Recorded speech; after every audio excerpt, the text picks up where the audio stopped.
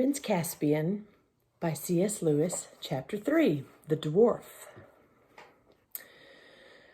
The worst of sleeping out of doors is that you wake up so dreadfully early. And when you wake up, you have to get up because the ground is so hard you are uncomfortable. And it makes matters worse if there is nothing but apples for breakfast and you have had nothing but apples for supper the night before. When Lucy had said, truly enough, that it was a glorious morning, there did not seem to be anything else nice to be said. Edmund said what everyone was feeling. We've simply got to get off this island. When they had drunk from the well and splashed their faces, they all went down the stream again to the shore and stared at the channel, which divided them from the mainland. We'll have to swim, said Edmund. It would be all right for Sue, said Peter. Susan had won prizes for swimming at school. But I don't know about the rest of us. By the rest of us, he really meant Edmund, who couldn't yet do 2 links at the school baths, and Lucy, who could hardly swim at all. Anyway, said Susan, there may be currents. Father says it's never wise to bathe in a place you don't know. But Peter, said Lucy, look here, I know I can't swim for nuts at home, in England, I mean, but couldn't we all swim long ago, if it was long ago, when we were kings and queens in Narnia? We could ride then, too, and do all sorts of things, don't you think? Ah, but we were sort of grown up then, said Peter. We reigned for years and years and learned to do things. Aren't we just back at our proper ages now? Oh, said Edmund in a voice which made everyone stop talking and listen to him. I've just seen it all, he said. Seen what? Asked Peter. Why, the whole thing, said Edmund. You know what we were puzzling about last night, that it was only a year ago since we left Narnia? But everything looks as if no one had lived in Cair Paravel for hundreds of years? Well, don't you see? You know that however long we seemed to have lived in Narnia, when we got back through the wardrobe, it seemed to have taken no time at all. Go on, said Susan. I think I'm beginning to understand. And that means, continued Narnia, that once you're out of Narnia, you have no idea how Narnian time is going. Why shouldn't hundreds of years have gone past in Narnia, while only 1 year passed for us in England? By Jove, Ed, said Peter, I believe you've got it. In that sense, it really was hundreds of years ago that we lived in Cair Paravel. And now we're coming back to Narnia, just as if we were Crusaders or Anglo-Saxons or ancient Britons or something coming back to modern England. How excited they'll be to see us, began Lucy.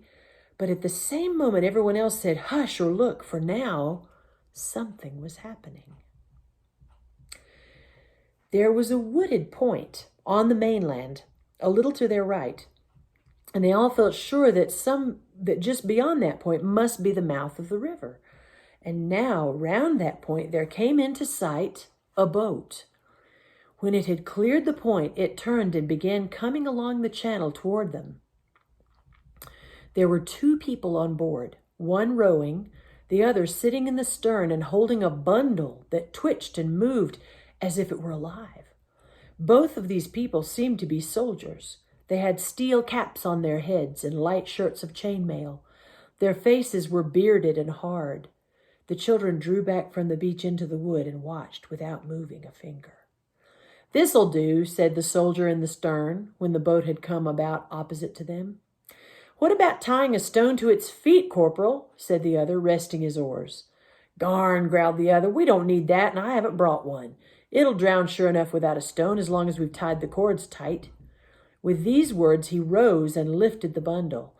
Peter now saw that it was really alive and was, in fact, a dwarf, bound hand and foot, but struggling as hard as it could.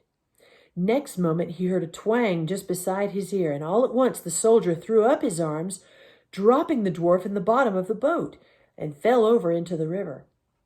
He floundered away to the far bank, and Peter knew that Susan's arrow had struck his helmet.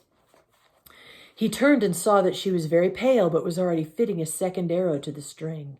But it was never used. As soon as he saw his companion fall, the other soldier, with a loud cry, jumped out of the boat on the far side, and he also floundered through the water, which was apparently just in his depth, and disappeared into the woods on the mainland. Quick, before she drifts, shouted Peter. He and Susan, fully dressed as they were, plunged in, and before the water was up to their shoulders, their hands were at the side of the boat. In a few seconds they had hauled her to the bank and lifted the dwarf out, and Edmund was busily engaged in cutting his bonds with the pocket knife. Peter's sword would have been sharper, but a sword is very inconvenient for this sort of work because you can't hold it anywhere lower than the hilt. When at last the dwarf was free, it sat up, rubbed its arms and legs, and exclaimed, "Well, whatever they say, you don't feel like ghosts." Like most dwarfs, he was very stocky and deep-chested. He would have been about 3 feet high if he had been standing up, and an immense beard and whiskers of coarse red hair left little of his face to be seen except a beak-like nose and twinkling black eyes.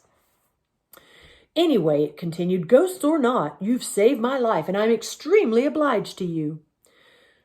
"But why should we be ghosts?" said Lucy. "I've been told all my life," said the dwarf, "that these woods along the shore were as full of ghosts as they were of trees. That's what the story is, and that's why when they want to get rid of anyone, they usually bring him down here, like they were doing with me, and they'll say they'll leave him to the ghosts. But I always wondered if they didn't really drown him or cut their throats. I never did quite believe in the ghosts. But those 2 cowards you've just shot believed all right. They were more frightened of taking me to my death than I was of going." "Oh," said Susan, "so that's why they both ran away." "Eh, what's that?" said the dwarf. "They got away," said Edmund, "to the mainland." "I wasn't shooting to kill, you know," said Susan. She would not have liked anyone to think she could miss at such short range. Said the dwarf, "that's not so good. That may mean trouble later on, unless they hold their tongues for their own sake." "What were they going to drown you for?" said Peter. "Oh, I'm a dangerous criminal, I am," said the dwarf cheerfully, "but that's a long story. Meanwhile, I was wondering if perhaps you were going to ask me to breakfast. You have no idea what an appetite it gives one, being executed." "There's only apples," said Lucy dolefully. "Better than nothing, but not so good as fresh fish," said the dwarf. "It looks as if I'll have to ask you to breakfast instead. I saw some fishing tackle in that boat. And anyway, we must take her round to the other side of the island.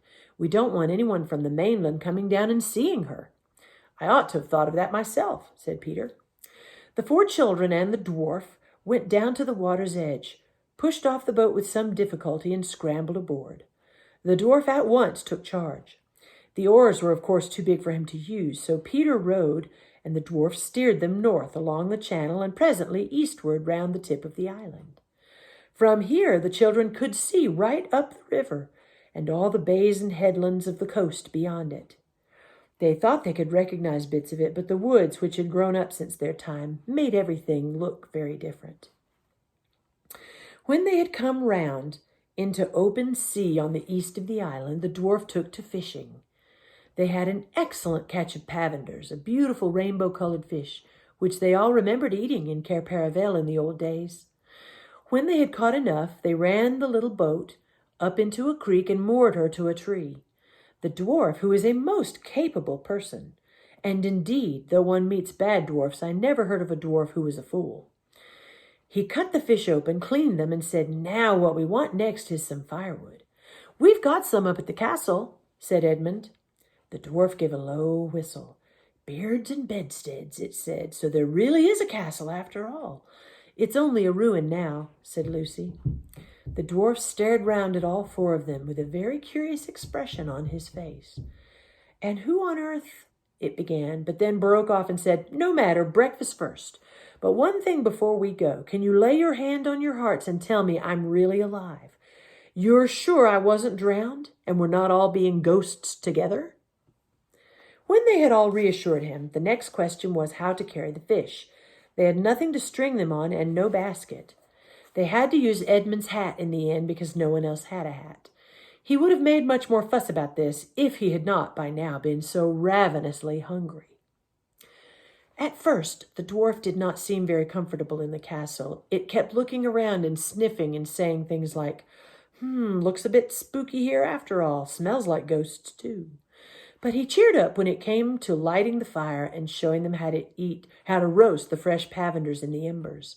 Eating hot fish with no forks and 1 pocket knife between 5 people is a messy business, and there were several burnt fingers before the meal was ended. But As it was now 9 o'clock and they had been up since 5, nobody minded the burns so much as you might have expected. When everyone had finished off with a drink from the well and an apple or two, the dwarf produced a pipe about the size of his own arm, filled it, lit it, blew a great cloud of fragrant smoke, and said, "Now." "You tell us your story first," said Peter, "and then we'll tell you ours." "Well," said the dwarf, "as you've saved my life, it is only fair you should have your own way, but I hardly know where to begin. First of all, I'm a messenger of King Caspian's." "Who's he?" asked 4 voices all at once. "Caspian the 10th, King of Narnia, and long may he reign," answered the dwarf. "That is to say, he ought to be the King of Narnia, and we hope he will be. At present, he is only the king of us old Narnians." "What do you mean by old Narnians, please?" asked Lucy. "Why, that's us," said the dwarf. "We're a kind of rebellion, I suppose." "I see," said Peter, "and Caspian is the chief old Narnian." "Well, in a manner of speaking," said the dwarf, scratching its head. "But he's really a new Narnian himself, a Telmarine, if you follow me." "I don't," said Edmund. "It's worse than the War of the Roses," said Lucy. "Oh dear," said the dwarf, "I'm doing this very badly. Look here, I think I'll have to go right back to the beginning and tell you how Caspian grew up in his uncle's court and how he comes to be on our side at all. But it'll be a long story." "All the better," said Lucy. "We love stories." So the dwarf settled down and told his tale. I shall not give it to you in his words, putting in all the children's questions and interruptions, because it would take too long and be confusing. Even so, it would leave out some points that the children only learned later. But the gist of the story, as they knew it in the end, was as follows.